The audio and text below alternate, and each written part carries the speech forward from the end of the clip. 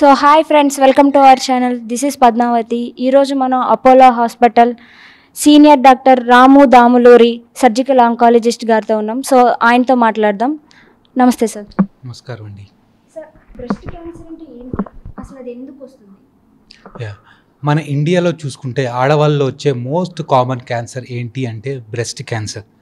Breast cancer అంటే రొమ్ములో వచ్చే క్యాన్సర్ని బ్రెస్ట్ క్యాన్సర్ అంటారు. దీనికి చాలా రకాల కారణాలు ఉన్నాయి.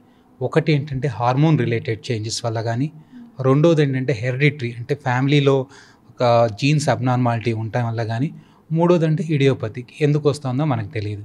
ఫర్ ఎగ్జాంపుల్ మన దాంట్లో మన బాడీలో ఉమెన్ బాడీలో ఈస్ట్రోజన్ ఎక్కువ అయ్యే కొద్దీ ఈ బ్రెస్ట్ క్యాన్సర్ వచ్చే అవకాశాలు ఎక్కువ ఉంటాయి. ఫర్ ఎగ్జాంపుల్ మనకి మెన్సెస్ ఎర్లీగా స్టార్ట్ అయినా, లేట్గా ఎండ్ అయినా, మెనోపాజ్ లేట్గా ఎండ్ అయినా, పిల్లలు పుట్టని వాళ్ళలో పిల్లలు పుట్టని వాళ్ళలో, ఇంకా ఎక్కువ పీసీఓడి ఉన్న పేషెంట్స్లో, ఎక్కువ హార్మోన్ రిప్లేస్మెంట్ తీసుకున్న వాళ్ళ పేషెంట్స్లో, వీళ్ళలో కొద్దిగా ఎక్కువగా వచ్చే ఒబేసిటీ ఉన్న వాళ్ళు ఎక్కువగా వచ్చే అవకాశాలు ఉంటాయి.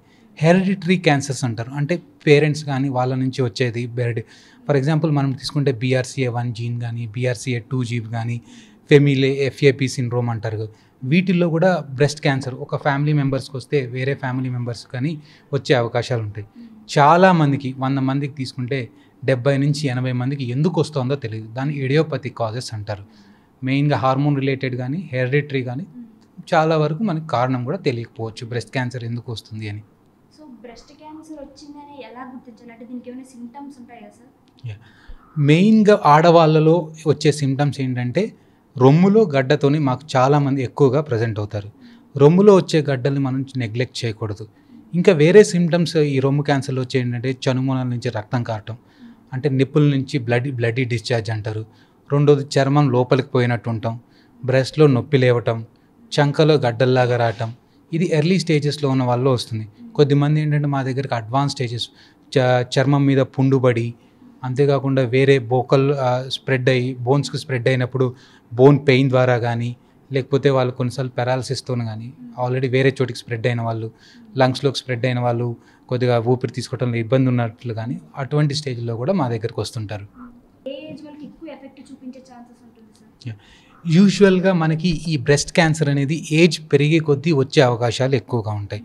యూజువల్గా ఇది 45 to 55 మధ్యలో ఉన్న వాళ్ళు ఎక్కువగా, 55 to 65 ఉన్న వాళ్ళు ఎక్కువగా వచ్చే అవకాశాలు ఉంటుంది.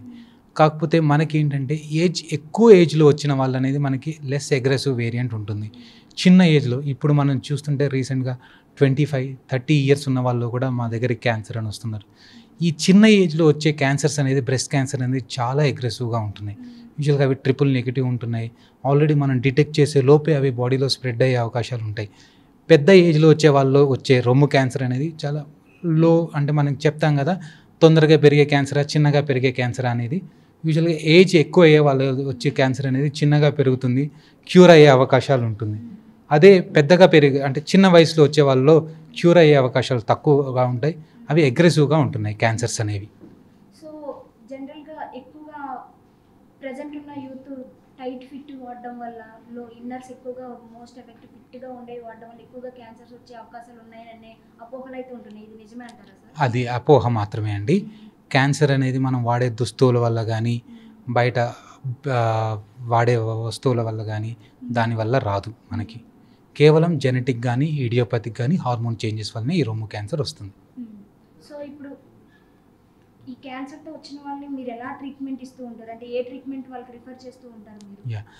మెయిన్గా రొమ్ము క్యాన్సర్లో ఇప్పుడు మనకి చాలా అడ్వాన్సెస్ వచ్చాయి. ఈవెన్ రొమ్ము క్యాన్సర్ ట్రీట్మెంట్ అనేది మేము రొమ్ము ప్రిజర్వ్ చేసి అసలు ఆపరేషన్ చేసామా లేదా అన్న రొమ్ము.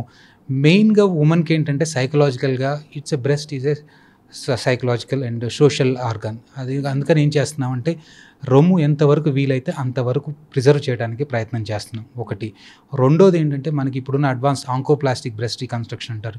బ్రెస్ట్ అనేది మనం అడ్జస్ట్మెంట్ చేసి ఆల్మోస్ట్ నార్మల్ బ్రెస్ట్ మనం చూడడానికి ఆపరేషన్ అయిందా లేదా అన్నట్టు నార్మల్ బ్రెస్ట్ లాగానే చేస్తున్నాము. ఇంతకుముందు రొమ్ము క్యాన్సర్ అంటే రొమ్ము తీసేసేవాళ్ళు, చంకలో గడ్డలు తీసేసేవాళ్ళు, అంటే రాడికల్గా అవసరమైతే మజిల్ కూడా తీసేసేవాళ్ళు. మేమేం చేస్తున్నామంటే చంకలో గడ్డలని తీయకుండా సెంటినల్ నోడ్ బయాప్సీ అంటారు.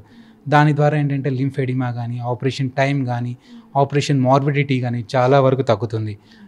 సో మేము చేసే ఇప్పుడు చేసే రొమ్ము ఆపరేషన్ అనేది ఆల్మోస్ట్ డే కేర్ ప్రొసీజర్స్. అంటే మార్నింగ్ వచ్చేస్తున్నారు, రొమ్ము ఆపరేషన్ చేసుకుంటున్నారు, నార్మల్ ఈవినింగ్ కల్లా వాకింగ్ చేసుకొని వెళ్ళిపోతున్నారు. అంత అడ్వాన్స్ ట్రీట్మెంట్స్ మనకి ఈ అవైలబుల్గా ఉన్నాయి. Breast conservation surgery, oncoplastic techniques అని, సెంటినల్ నోడ్ బయాప్సీ ద్వారా అని ఆల్మోస్ట్ మనం డే కేర్లో కూడా ఆపరేషన్ చేయగలుగుతున్నాం ఇప్పుడు. ఇంకోటి ఏంటంటే రేడియేషన్ బ్రెస్ట్ క్యాన్సర్లో.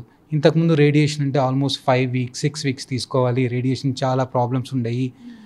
ఇంతకుముందు ఎక్స్రేసే ఉండేవి. ఇప్పుడు ఉన్న ప్రకారం ఈవెన్ మన హాస్పిటల్లో 5 days 10 days రేడియేషన్లో కూడా మనం కంప్లీట్ చేయగలుగుతున్నాం రేడియేషన్. దాని ద్వారా టిష్యూ ఆర్కిటెక్చర్ కానీ టిష్యూ కానీ నార్మల్గా ఉండే ద్వారా చేయగలుగుతున్నాం. ఇంతకుముందు మనకి HER2 పాజిటివ్ కానీ వేరే దాంట్లో ఇమ్యూనోథెరపీ అని టార్గెటెడ్ థెరపీ ద్వారా ఇవ్వటం వల్ల క్యూర్ అయ్యే అవకాశాలు చాలా ఎక్కువగా ఉంటున్నాయి. ఈవెన్ స్టేజ్ 4లో కూడా మా దగ్గర ఉన్న patients even 5 years 10 years life కూడా ప్రొలాంగ్ చేయగలుగుతున్నాం ఇప్పుడున్న రీసెంట్ ట్రీట్మెంట్ ప్రకారం. సో ఆపరేషన్ అనేది జరిగిన తర్వాత అది క్యూర్ అయ్యే ఛాన్సెస్ ఉన్నాయా, లేకుంటే మళ్ళీ ఏమైనా వస్తుందంటారా సంథింగ్? యూజువల్గా మనం క్యూర్ అయ్యేది స్టేజ్ 1లో స్టేజ్ని బట్టి డిపెండ్ అవుతుంది. మనం బ్రెస్ట్ క్యాన్సర్లో తీసుకుంటే స్టేజ్ 1లో క్యూర్ అయ్యే అవకాశం ఆల్మోస్ట్ 90 to 95% ఉంటాయి.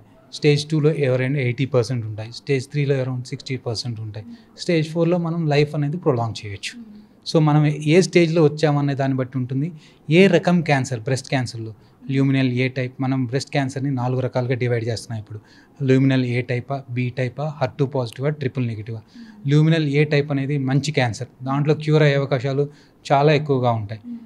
HER2 పాజిటివ్ కానీ ట్రిపుల్ నెగిటివ్ కానీ చాలా అగ్రెసివ్ క్యాన్సర్. మనం ఎంత బెస్ట్ ట్రీట్మెంట్ ఇచ్చినా కొద్దిగా తిరిగి వచ్చే అవకాశాలు ఎక్కువగా ఉంటాయి. So A type of breast cancer అనేది ఇంపార్టెంట్, ఏ స్టేజ్లో వచ్చారనేది మనం క్యూర్ అవటం కానీ ట్రీట్మెంట్ కానీ చాలా ఇంపార్టెంట్ మనకి. సో ఒక్కసారి సర్జరీ చేయించుకున్న తర్వాత ఇంతకు ముందులో మళ్ళీ వాళ్ళ పాత లైఫ్ వాళ్ళు జీవించగలరా, లేకుంటే వాళ్ళ లైఫ్లో ఏమైనా చేంజెస్ వస్తాయంటారా? ఇప్పుడున్న ట్రీట్మెంట్ ప్రకారం బ్రెస్ట్ క్యాన్సర్లో అసలు వాళ్ళకి సర్జరీ అయినట్టు కూడా మనకు తెలియదు. ఈవెన్ మనకి కొన్ని బ్రెస్ట్ సర్జరీస్లో ఆపరేషన్ అయిన తర్వాత 4 గంటల లోపు వాళ్ళకి ఆహారం ఇవ్వటము, ఎర్లీ రీహాబిలిటేషన్ అంటారు.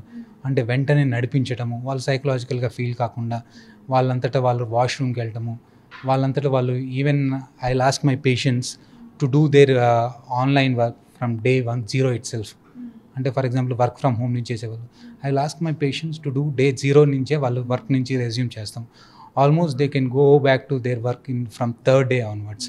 ఇప్పుడు చాలా రకాల ట్రీట్మెంట్ ద్వారా, కొన్ని బ్రెస్ట్ కన్జర్వేషన్లో day 0లో కూడా మనం ట్రీట్మెంట్ వర్క్స్ అనేది స్టార్ట్ చేస్తున్నాం. Nothing to worry. Okay. So ఒకసారి ఆపరేషన్ అయిన తర్వాత ఇంకా మళ్ళీ డాక్టర్ని కన్సల్టెన్సీ అవ్వాల్సిన అవసరం లేదంటారా, లేకుంటే మళ్ళీ ఇంకా డాక్టర్స్ మీరు కన్సల్టెన్సీ అవ్వాల్సి వస్తుందంటారా? ఇది క్యాన్సర్ ట్రీట్మెంట్ అనేది కాంప్రహెన్సివ్ ట్రీట్మెంట్. అంటే సర్జరీ ఒకటే సరిపోతుంది దీనికి అని చెప్పలేము. ఫర్ ఎగ్జాంపుల్ లేట్ అయ్యే కొద్దీ పేషెంట్కి రేడియేషన్ కానీ కీమోథెరపీ కానీ ఇవ్వాల్సింది ఉంటుంది. ఒక్కసారి క్యాన్సర్ ట్రీట్మెంట్ అనేది కంప్లీట్ అయిన తర్వాత సర్వీలెన్స్ అంటే తిరిగి వచ్చే అవకాశాలు ఉంటాయి కాబట్టి ఫాలో అప్ అంటారు. ఫస్ట్ 2 yearsలో తిరిగి వచ్చే అవకాశాలు ఎక్కువగా ఉంటాయి కాబట్టి అగ్రెసివ్గా ఫాలో చేస్తాం. అందుకని ఎవ్రీ 2 to 3 monthsలో పేషెంట్ని రమ్మంటాం.